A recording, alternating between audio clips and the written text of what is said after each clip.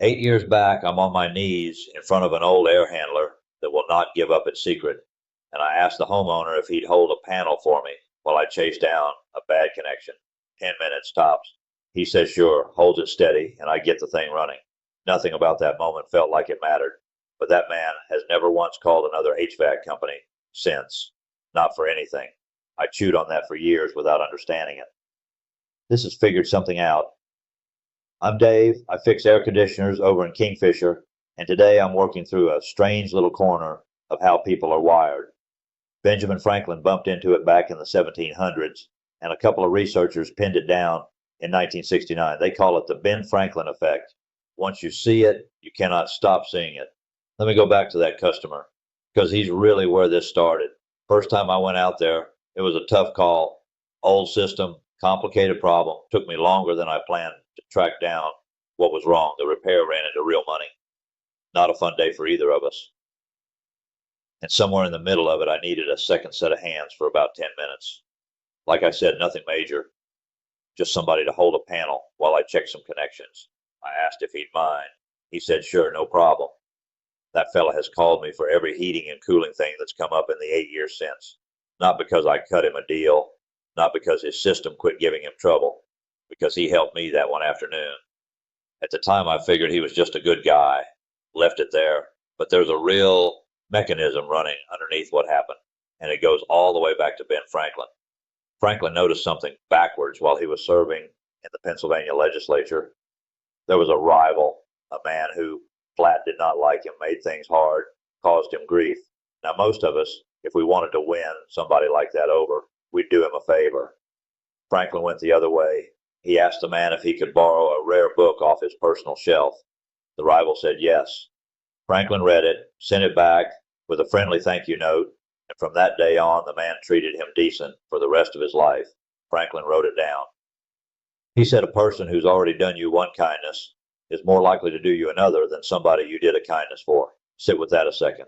We warm up to people more after we do them a favor, not after they do us one.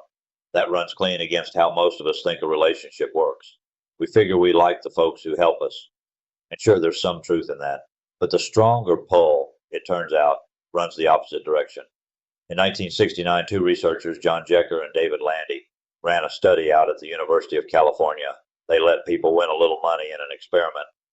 Then afterwards, some of those winners got approached by the researcher himself, who asked real polite if they'd mind giving the money back, said he was running short on funds. A second bunch got asked the same thing, but by a secretary instead, and a third bunch didn't get asked at all. Then everybody rated how much they liked the researcher. The people who handed the money back to him personally liked him the most, not the folks he'd let keep their winnings, the folks who did him the favor.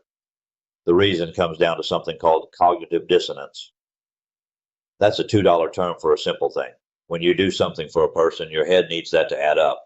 If you go out of your way for somebody you don't much care about, that doesn't square. So your brain fixes it the lazy way. It decides you must like the guy. Why else would you have helped him? The doing comes first, and the feeling shows up afterward to explain it. I've watched this play out across 45 years of service work, and I'm telling you, it's real. The customers who stick to me tightest are hardly ever the ones I've bent the furthest for. Now, don't hear me wrong. I go out of my way for everybody. That's just how I run a call. But the ones who won't dial another number, the ones who send me to every neighbor down their road, they're usually the ones who did me some little turn along the way. Maybe they held a ladder.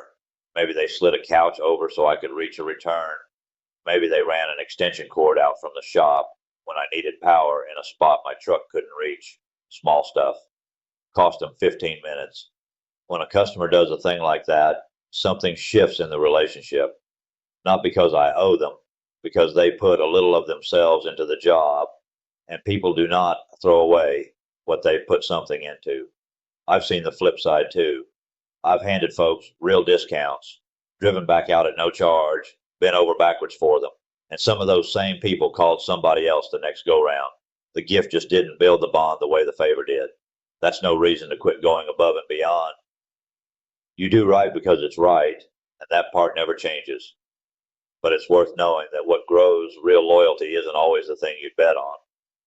Here's the useful part, and I'll be honest, it took me a good while to make my peace with it. because it cuts against how I was brought up to think.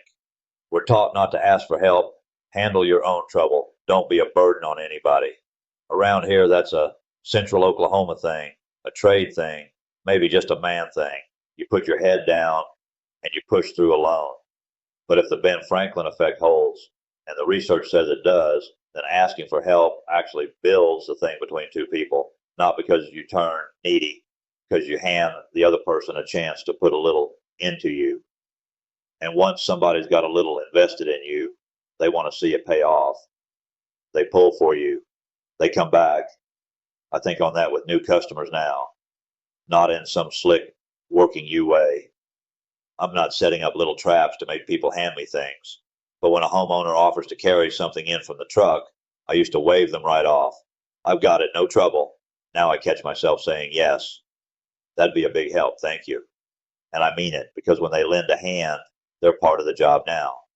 They've got skin in it, and that's what turns a service call into the front end of a real working relationship. Same goes for asking questions. I'll ask a homeowner about their system, what they've noticed, how the house runs hot or cold in different seasons. Some techs treat all that as small talk. I think it's the opposite. When somebody walks me through their own house, they've taught me something. And once a person has taught you something, they care whether you got it right. So here's what I figured out.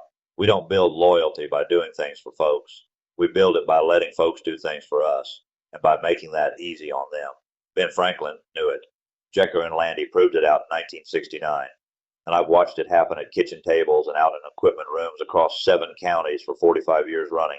Next time somebody offers to lend you a hand, let them. You might be surprised what it does for the two of you. This has Figured Something Out. I'm Dave Hartzell. Thanks for riding along with me.